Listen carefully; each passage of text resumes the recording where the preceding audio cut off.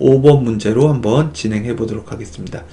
5번 문제는 지금 보면 목 연산자와 나머지 연산자인데 수학에서는 예를 들어서 10 나누기 5는 당연히 2겠죠. 근데 우리는 요거는 수학에서 쓰는 기호고 우리 파이썬에서는 파이썬 또는 다양한 프로그래밍 랭귀지에선 이렇게 10/로 쓰고 5가 나누기 의미입니다. 이게 나누기. 그래서 바로 실행을 한번 해보면 프린트 10 나누기 5 하면 결과가 2.0 잘 나눈 결과가 나오는 것을 확인할 수 있습니다. 또 한 가지는 이제 우리가 예를 들어서 10 나누기 2라고 한다면 이 결과는 5가 나오게 됩니다. 근데 11 나누기 2도 이제 결과는 5입니다. 이것은 뭐라고 하냐면 우리는 목 연산자라고 합니다. 목 연산자. 그래서 나눈 결과에 몫을 알려줘 라고 할 때는 이렇게 나누기 결과를 활용할 수 있겠습니다. 왜냐면 11 나누기 2는 5고 10이고 1이잖아요. 그러니까 여기 보면 얘가 몫이죠. 그래서 요 결과가 나오는 것입니다. 그럼 요런 애들은 나머지라고 할 수 있는데 나머지 연산 결과는 우리는 퍼센트 연산자를 씁니다. 퍼센트 연산자. 퍼센트 연산자는 우리는 나머지 연산자라고도 합니다. 그래서 예를 들어서 10% 5는 10을 5로 나눈 나머지는 무엇이냐라는 것이니까 당연히 뭘까요? 당연히 0이겠죠. 그럼 11% 5는 뭐가 될까요? 나머지가 1이겠죠. 그래서 우리는 어떤 나누기 결과에 대해서 이 세 가지 연산자, 이거는 나누기 결과, 우리가 순수하게 나누기, 요게 나누기, 이렇게 슬래시 하면 목 연산자, 이제 퍼센트는 나머지 연산자, 요 세 가지를 활용하여 다양한 문제들을 풀 수 있겠습니다.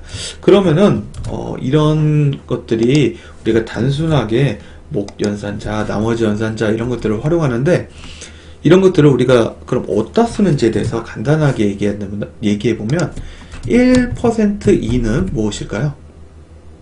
당연히 몫은 0이고 나머지는 1입니다. 2% 2는 몫은 1이고 나머지를 얘기하는 거니까 0이죠.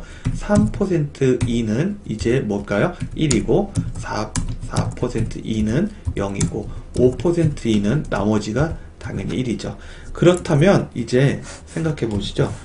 요 숫자들이 들어왔을 때, 입력이 들어왔을 때 요 숫자들이 2로 나머지 연산을 해서 만약에 결과가 1이라면 이 숫자들이 특성이 나오겠죠. 그래서 나머지 연산 결과가 1이라면 이 친구는 홀수고 이 친구는 짝수인 걸 판별할 수 있겠죠. 그래서 어떤 숫자가 만약에 n이라고 한다면 n%2가 우리가 결과가 나왔는데 1이었다 라고 한다면 n은 우리는 뭐라고 할 수 있겠고요? 뭐라고 할 수 있을까요? n은 홀수이다 라고 판별할 수 있는 것입니다. 물론 마찬가지로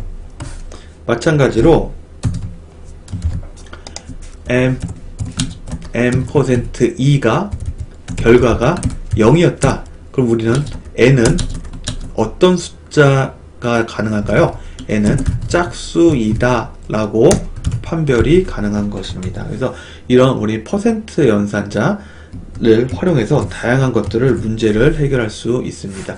그래서 이 문제에서 보면 30을 8로 나눈 몫은 하면 이렇게 프린트하고 30을 8로 나눈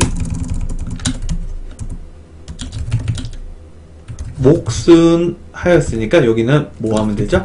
30 나누기 8이라고 하면 결과가 나올 거고, 프린트 이제 여기는 30을 8로 나눈 나머지는 8로 나눈 나머지는 30% 연산작 8로 하면 결과가 나오겠죠. 프린트 물론 30을 8로 나눈 결과는 하면 30 나누기 8로 하면 결과가 나오겠죠. 그래서 다 물론 몫은 3이 나오고 나머지는 24에서 30을 뺀 거니까 6이고 뭐 나머지 결과는 3.75 정상적으로 결과가 잘 나오는 것을 확인할 수 있습니다. 그래서 이로써 우리가 챕터 1 파트 1에 대한 문제를 완료하였고, 여러분들은 이 책을 통해서 한번 자세히 한번 다시 보면서 지금 제가 이렇게 코드 짠 것처럼 한번 일일이 한번 손으로 코드를 짜면서 자신이 한번 결과를 이것저것 숫자를 바꿔보면서 진행하면서 하면 결과를 확인하면 금방금방 실력이 늘어날 수 있을 것이라고 생각이 듭니다. 자, 오늘은 여기까지 진행을 하고 다음 시간에 바로 이제 6번부터 확장하면서 수업을 진행하도록 하겠습니다.